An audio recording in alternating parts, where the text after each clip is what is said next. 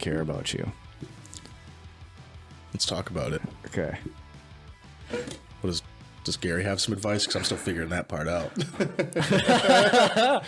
He does. We can, I can sum it up by saying making content. Making content? Yeah, making content. Yeah, I guess as long as, I mean, if you make enough shit, something's bound to stick and get someone's attention. And, I mean, even those, like, Facebook ads that I paid for. How's that work out for you? I would never click on one, no matter how interesting it was. Like, if it just an ad pops up on Facebook. I was sold by one. All right, well. Not one of yours, but I didn't think so. General. But I did notice, like, out of the, because it said it reached like 2,000 people. That just means 2,000 people scrolled past it. Yeah. So what is this bullshit? God damn it. Fuck. Offbeat artworks. You know what got me? What's just that? like seeing it every day. So I ended up buying. Have you ever seen any of the Dr. Squatch? Oh yeah, yeah. I ended up getting some of that stuff. And but by those the are way, video ads. it's Like awesome. they could really, if I had just passed something that was just like soap, I'd be like fuck you. I'd keep going. But like having to hear that guy's voice every time I'm listening to something on YouTube, because he's talking so manly. And he's got that big beard. He's like being a I man. totally bang any dude who wears this or uses this soap. It's not just soap though. They got toothpaste Oh, I didn't know that. and shampoo. Did you actually buy some though? You said you were sold by it. I got the toothpaste. I got soap. Does it all taste and smell the same? Deodorant. No, it's all different. Oh, well, that's cool. It's a kind of. I thought you smelled manly today. Yeah, I've been wearing this soap for a while though. So Well, if it's you just now know- kicking in. Must be like Rogaine. It takes like a couple months to start having an effect. I've never tried Rogaine. Have you I know. tried Rogaine? I bought a bottle, Yeah. but it was like $50 or something like that, and I'm not good at following routines, and you have to apply it like twice a day. Yeah. So I ended up just wasting $50. Like I would put it on like once every 3 days. Yeah. And like, oh shit, this stuff. I forgot about this stuff. I was really pissed off when I realized that the balding was taking over. Yeah. And I was convinced to not to go the route of trying to keep it because I watched this rather depressing YouTube video. I'm not like the internet just knew that this is what I was thinking about. You keep it too close to your head at night when you sleep. And then it showed me this video, and it was this dude who was bald, like had like the monk. Yeah. Or wait, is monk's not the right word? I'm talking about the like cathedral like church dudes. Yeah, But they're not the priest or like the dude in the robe. like the friar. Yeah, the friar I dude. think monk apply. I know what you're talking about though. Anyways, and he just went on this huge long story of how he did like a toupee forever, and then he did like all kinds of different types of Rogaine, you know? Yeah. And he's like, all that's like the stuff that you rub on your head will work and you'll get your hair back. As soon as you stop using it But though, if you it stop stops, using yeah. it. So it's like this huge investment, and then he's doing the toupee, and then the toupee was just like shitty because you got to get it re-glued or whatever and blah blah blah. And then he's like, I'm just gonna shave my head. And it's like the first time he's ever shaved his head. Like he just came to that conclusion. He was recording himself do it. Yeah. And so then I watched him shave his own head, and then he was like, at the end he said, I didn't die. And I was like, all right, if you don't die, I'll do it too. Yeah, but what he didn't know at that point in time is that maintaining a shaved head is It's so much really- worse than just letting it grow out and look shitty. It is. Oh yeah, like because I mean, with it's I'm sure people with like really thick facial hair know, but like you shave it. I mean, shave it with like a razor down to the skin, and within like a few hours, it's like. You can feel it. Yeah, like even especially in the wintertime when you gotta wear like a beanie. Yeah. Because it's like Velcro. You can't adjust it once it's on. It's So just you gotta gripped. shave every day. I just Yeah. buzzed it. And I was like, fuck it. That's good with me. I don't care. Yeah, see, when I just buzz it, you can still see like the hair where the hair is normally and the hair isn't normally. So. Like my 5 o'clock shadow sells me out. It's all right. Yeah. I mean, yeah, I got that too, but Hats work. I wear a hat. Yeah, so I like hats. It gives me an excuse to wear one now. Because I'm wearing it because I'm bald, Yeah. not because I just like accessories. That's dumb. Sucks. Oh, but I was gonna say, circling back to the ads, I've noticed like even with those, like they still get a few clicks. Like out of the 2,000 people who supposedly saw it, 12 people at least clicked it. Really? They didn't buy anything, but looking at you, 12. Yeah, the clicks matter. We know who you are. But yeah. So, I mean, casting a wide net, you're bound to get something. Oh, that's why, because you were saying, as long as you're producing content, even if 50% of it sucks, 50% of it might grab someone's attention. Right. That you wouldn't have. Yeah. Otherwise. And then once they have, because I mean, if you have like you nail that one good video, finally someone sees this one video and they're like, hey, this is pretty cool. I want to check out the rest of their stuff. Oh, they only have like 4 videos and the rest of them suck. Yeah. Well, done with that rabbit hole. You got to make a rabbit hole.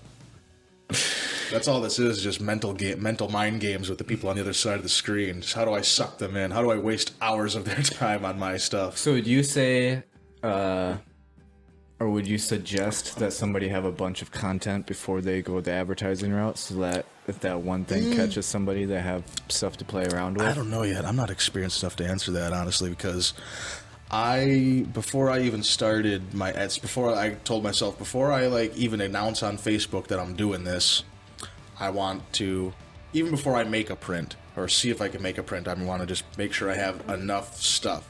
Because you never know when you're going to hit a block too, and like, I put out 1 or 2 or 3 good pieces, and then like I take a month hiatus, and I just blown my initial public announcement that, hey, I'm doing this. But so I want to make sure I had a good amount, and I feel like I overdid it because I think I had like 20 pieces by the time I've launched. Yeah, like actually went to Facebook, was like, this is what I'm doing, and then started thinking of a name and all that, which now like my Etsy only has like 7 or 8, possibly 9 items on it out of that 20 still. Oh. So it's like, and now I'm still kind of figuring out like what sizes I can make of each one, and so if I have 10 items on there, and each one has like 5 options that I have to go through and like enter those options in the price for that option. And now I'm doing metal, so that's doubles it for everything. You know what I mean? Are you doing the same images on the metal? Like, is that just an added not option? all of them. Because I don't think, have I said yet that I got my metal prints back? No. Oh, I got my metal prints back finally. Took long enough, and the other ones are on their way. But they're pretty. Are they? Yeah, the colors are way more vibrant. They really pop. Like, there's a lot more depth to the images than on the canvas. Mm-hmm. So like this, I think would really look good on metal, but some of them just don't need to be. I don't know. So I keep putting myself in this, I won't even say box, but where if I do if I do something for one, then I think I have to do it for all of them. Because I even went to a Facebook on one of those art groups that I'm in and asked, because I feel like there's a spectrum between like like Picasso and the dude who like invented the smiley face. Like somewhere on that, where do you want to be? Like, is each work precious and like a reflection of your soul and is meant to be a collector's piece, or do you want to just put your make money in every way possible with your stuff, just smear it on everything, put it on, keychains, hats, T-shirts. Yep. And so I went to Facebook on one of those art groups and I asked like just digital artists out there who don't have like an original, because I feel like that's who it applies to most. Like most people who paint on a square canvas, and then whatever they want to do with it afterwards is pretty much limited to square. I mean, I could be wrong, but I imagine it's limited to at least square things. You can make a print of it and do like another print, or make a print of it, or like a shirt or something. But as far as, I don't know, it doesn't matter. Point is, I was just wondering what their take on, like, is it tacky? Does it diminish like the value for a collector's? Like, I don't know, would you feel less proud of owning this piece if you could also get it on a coffee cup and a keychain and this and that? Like, just, I mean, ideally for me, everyone would just be walking around with one. But so you know what I mean? Like, is it's like selling out, and a lot of people said back, and I don't know why I never gathered this, but like just create certain images for certain things. Like some, like I'm sure I have a couple pictures. Like the crab, for example, because of this, a crab is actually my second work that I actually did. Oh, so that's the one you should bring in next. Okay, I could do that. And I just used it for my logo on this card. But like, since it's all white background, like I could probably put that on like hats or keychains, whatever. Whereas, I don't know, like that might look weird. But I don't know. I don't have to, just because it works. I do it with one thing doesn't mean I have to do it across the board. Just because I write a story for my banana doesn't mean I have to write one for everything else. Right. Like I can also sit down and draw something with the idea that this will look good on a hat or something. I don't remember what your question was. Pretty sure I veered pretty far off topic, but I'm done talking now. So okay, I don't even remember, but I Gary Vee'd it. That is one thing with the audio version too, because the audio version is actually more of a like the book is an abridged version of the audio because he'll continue, like he'll say what's in the book, but he'll continue on afterwards. Every question that they ask him should just be, "Can I hear you talk for 15 minutes?" Yeah. He adds quite a bit. What would you say? Well, I'll take a stab at battling the market with podcasts. Yeah, YouTube videos. Let's get your angle on these. The podcast world. I have no idea. Do you have to fight Joe Rogan at some point? Like, is that part of the podcast world? Like, be initiated? If he wanted to roll around on the mat and kick my ass, I'd totally be down, especially if it was recorded. In fact, if anyone famous would like to whoop my ass on camera, I would totally be down. No, that'd be really cool to talk to Joe Rogan. Actually, I really want to go to one of his comedy specials. He was supposed to have one in Milwaukee right before COVID happened. And really? Actually, it wasn't before COVID happened, but it was announced before COVID happened. And then it was for November. And then COVID happened, and then he canceled it. But I was totally going to go to it. Damn. And since then, Damn you, COVID. I haven't really looked into it. I was going to grab Corona, but I thought it was just too soon. It's not too soon. Not too soon? I'm pretty sure. Well, it's too late. Yeah, it's too late. It's too late. But anyway, yeah, I want to hear your take on that. Everything that there's one person in particular that I watch a lot when it comes to launching just like YouTube videos and whatnot, and that's this dude named Harris Heller. And he has a channel that's based on becoming a successful live streamer, but it applies to what we're doing. And he does a lot of like tech reviews and whatnot, talks about mics, whatever. He's kind of like an audio engineer. Anyways, a lot of what he says is a lot of what Gary says, and that's just to like make fucking content and then learn as you go.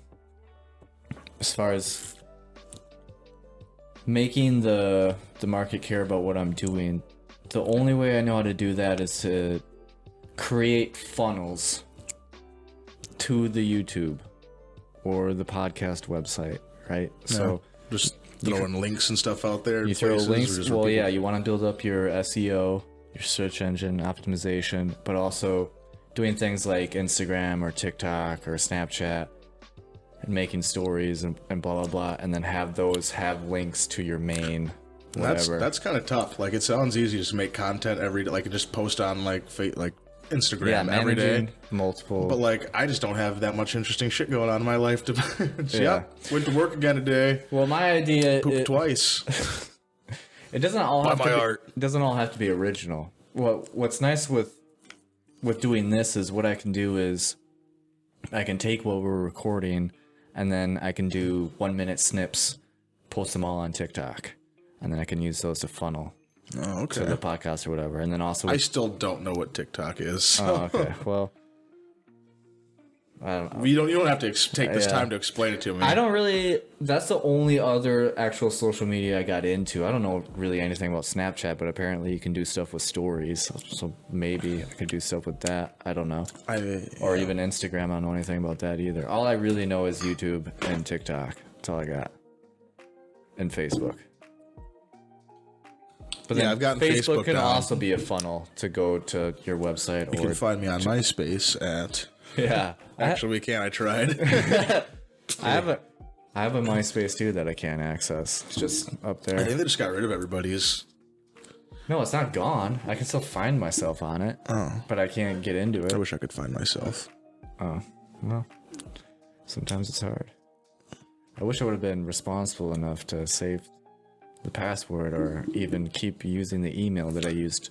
See, that's what weird. 20 years ago.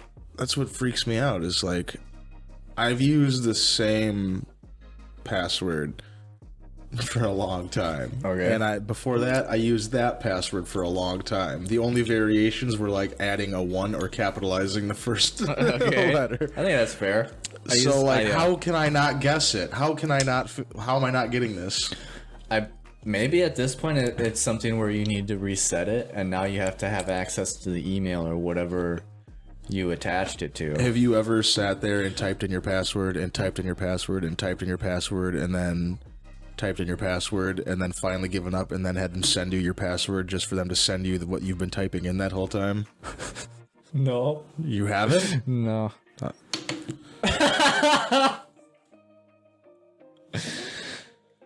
I did go down a huge rabbit hole though with MySpace because there was a time where I wanted to get access to my account. I still got pictures on there. Yeah, I have pictures on there too. And then that's what I'm afraid is going to happen with Facebook. Everyone's like, Facebook's going to die in like 80 years, and no one's going to have photo albums and be like, "Oh, oops, our past is dead." Well, could happen. Good. Oh, did you say could? Yeah. Oh, I thought you said good. No. Good. Well, yeah, good. I think the big difference between MySpace and Facebook though is Facebook stayed out long enough for everybody to get cell phones and now attaches your accounts to your phone numbers. Fair enough. So you can do account verifications that way, whereas that wasn't a thing with MySpace. Is there a MySpace app? Yeah, I don't think there's. I've never looked.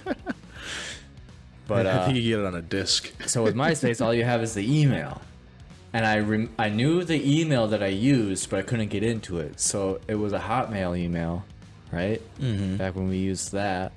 I still use Yahoo. Yeah. Remember the Messenger and Yahoo Messenger days? No? I guess you didn't get a computer till 2012. Yeah. Anyways. I was a hipster. I was battling with whoever the host is of Hotmail, trying to verify I am the actual owner of that email. This is like days of emailing their account support help people or whatever. Yeah. None of it never worked. And then basically they're just like, you're fucked. You can't get into your email, and therefore you can't get into your MySpace, and therefore it now belongs to the internet. We own your shit. Yeah. Damn. That's rough. That's brutal. I still can't. I've been trying to get access to my AOL username. Wow. That's dating you.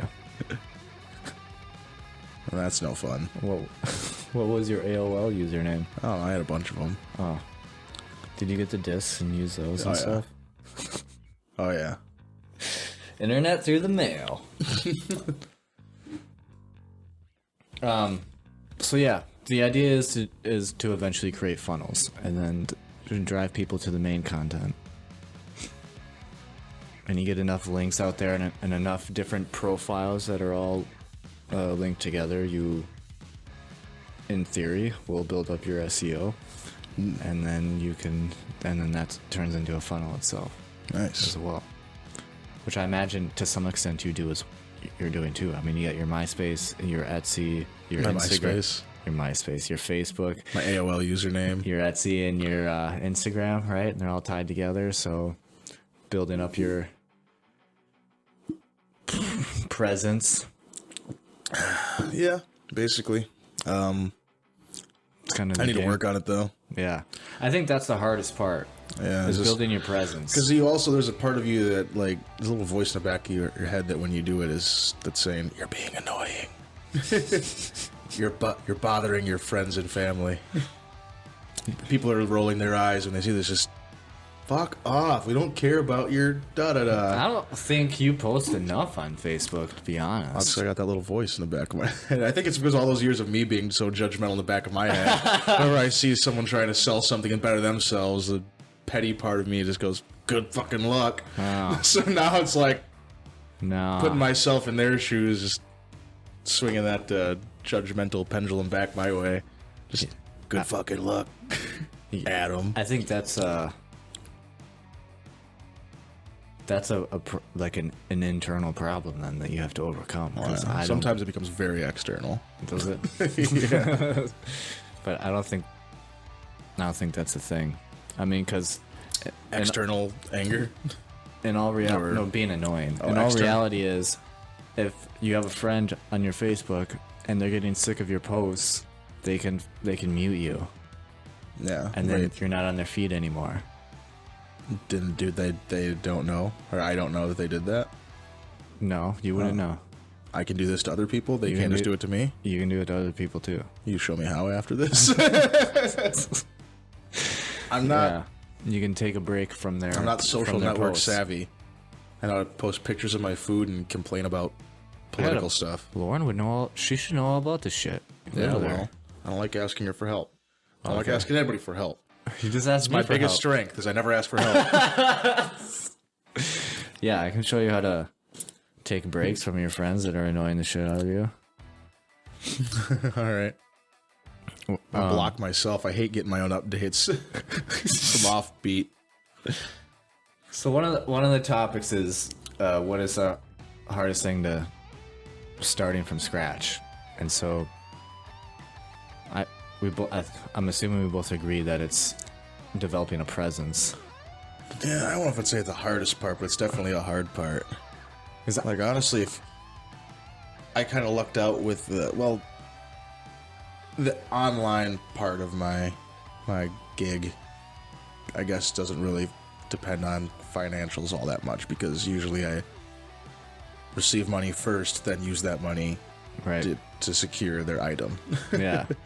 But like, now that I'm doing this booth, I have to have hundreds of dollars worth of merchandise all at once. Yeah. And had I not gotten a pretty decent head start from the friends and family that did buy paintings, looking at you, Andy. Thank you. You helped pay for the merchandise at my booth.